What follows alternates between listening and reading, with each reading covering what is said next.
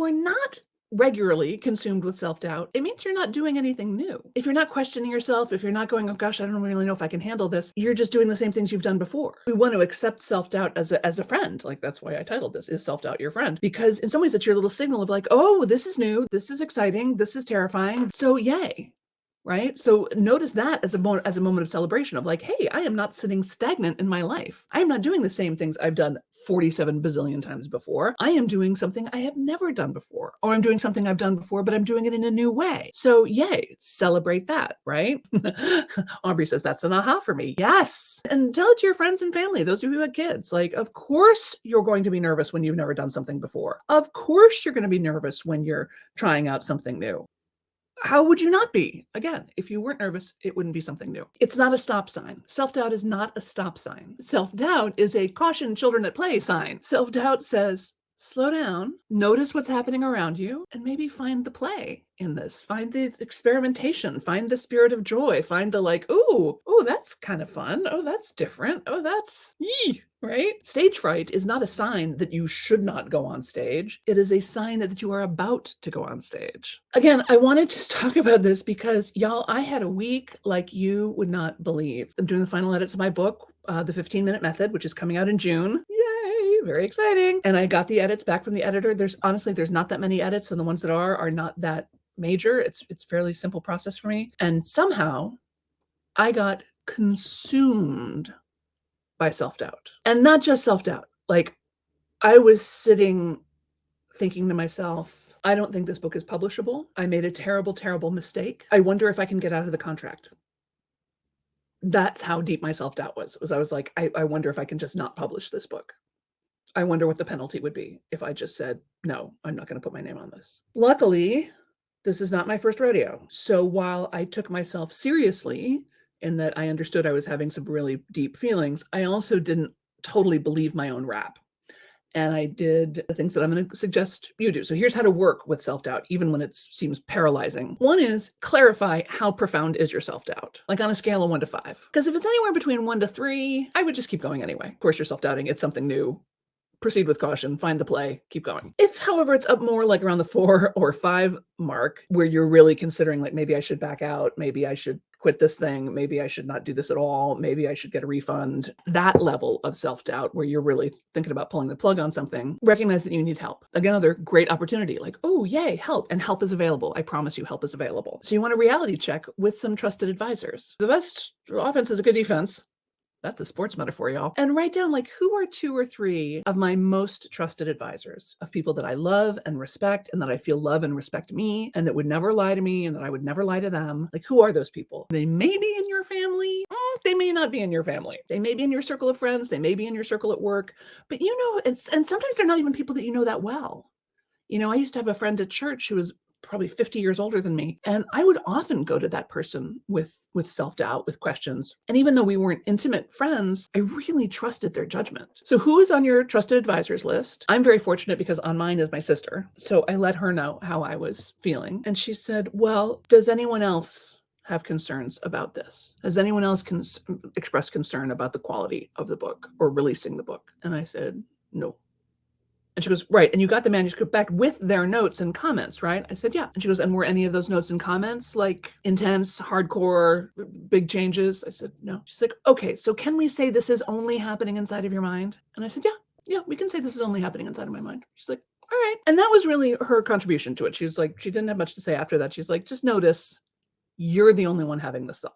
And I think that's a really good reality check also. Like if you're thinking, should I back out of this wedding? And then you reality check with a trusted advisor and your trusted advisor says, well, interesting you would say that. Several of us were thinking you might back out of this wedding as well. Oh, that's new information, right? Now, I'm not saying that just because you doubt it and nobody else does, that doesn't make it real. It's still absolutely real. I want you to remember something important. You are a terrible judge of your own work. You are a terrible judge of your own work. How many times have you put something out there that you thought was, kind of not that great, and everybody else is like, oh my God, you made that, you did that, that's incredible. Oh my God, how did you do that? And you're like, that thing? That took me like 10 minutes.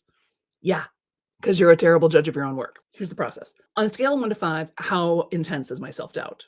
If it's anything between 1 and 3, just keep going with caution, but keep going. If it's a 4 or 5, Now it's time to reality check with trusted advisors. Find out what you find out there. Remember that you are, step 3, that you are a terrible judge of your own work. Always have been. It's not your job to judge your work. It's your job to have taste and discernment around your work, but it is not your job to judge your work. Does that make sense? Can you see the gray area there? And the next question I have for you is, what are the actual consequences of failure? Because that's really what's holding you back, is your nightmare about what's going to happen. It's not really what's happening now. It's what's going to happen. If I do this, I'm going to lose a ton of money. If I do this, I'm going to be married to the wrong person for the rest of my life. If I do this, I'll have published a book that I'm embarrassed of. And then we think, have people done this before and lived? And then finally, see if you can keep going, even just in baby steps, even just with the spirit of learning something. Because here's the thing. I've published other things that I knew weren't as good as they could be, but I didn't have any self-doubt about it. I was like, no, I know this isn't world class, but I like it. I feel good about it. It's appropriate for what it's supposed to be. So it wasn't really the quality of the work that was troubling me. It was something else. And so now I'm keeping going on this inquiry of what is it? What is it that's bothering me so much? What is it that I'm missing? What is it that I think should be here that isn't here? Right? And we're going to take this as a learning mechanism. Point of inquiry. Just keep asking the questions over and over and over again. And then finally, thank your self-doubt, because she's trying to teach you something. She's trying to make you notice something, some vulnerability, some tender place, some part where you're afraid you might get attacked, some place where you've been attacked before and maybe never fully processed the trauma of it. So self-doubt is not a sign that says no. It's a sign that says, caution, children at play. It's a sign to slow down, notice what's happening, notice the vulnerable parts, and then see if you can keep going in a spirit of play, of inquiry, of increased self-knowledge and experimentation. I'm going to do this. I don't know how it's going to go. This could be a terrible, terrible mistake. Have I lived through making terrible mistakes before? I have. Have I watched other people live through making terrible mistakes before? Sure. Have I done work that I thought was terrible? Yes. Have I done work that other people have told me was terrible? Yes. It is one of the advantages of a lifetime in the theater, is just bad reviews. They happen. Bad reviews happen. And yet we don't die. We learn. We play, we move forward. Lori says, oh my God, I understand. Elaine says, love step 5, especially. Jane says, I love this mindset. Excellent. Thank you. Thank you, Jane. Thank you all. So just to recap briefly, self-doubt, everyone has it. Every single person you've ever looked up to, every single person you admire, every single person who looks like they're the most confident person in the world, I guarantee you they are suffering from self-doubt. And if you are not suffering from self-doubt on a fairly regular basis, it means you are not doing anything new. And if I had to make a choice between tortured by self-doubt and bored out of my gourd, I'll go with self-doubt. Right? I'd rather be afraid than bored. I'd rather be challenged than bored. I'd rather be investigating my own ability to construct nightmares for myself than bored. Self-doubt is not a stop sign. It is a slow down, children at play sign. It means proceed with caution, slow down, notice what's happening around you, and see if you can get into a spirit of play. Maybe it's not so heavy after all. And then how to work with it, right? We clarify how bad it feels on a scale of 1 to 5. If it's below 3, just keep going. If it's 4 or 5, maybe move on. 4 or 5 says reality check with trusted advisors, people that love and trust you, whom you love and trust. Ask them what they have to say. Remember that you're a terrible judge of your own work. Consider the actual consequences of failure. Really, what's the worst thing that could happen? Consider keeping going, if only just to learn something. And then finally, be grateful to your self-doubt, because it's trying to teach you something. It's trying to show you something. It's trying to illuminate something for you. It's not going to go away, at least not until you've done the thing. Embrace it as just part of the creative process. There is no way you're going to sail through new things without ever questioning your ability to do it and still be a sane person. Self-doubt is your friend. It's your invisible friend, trying to keep you safe, trying to keep you playful, trying to keep you noticing things, and trying to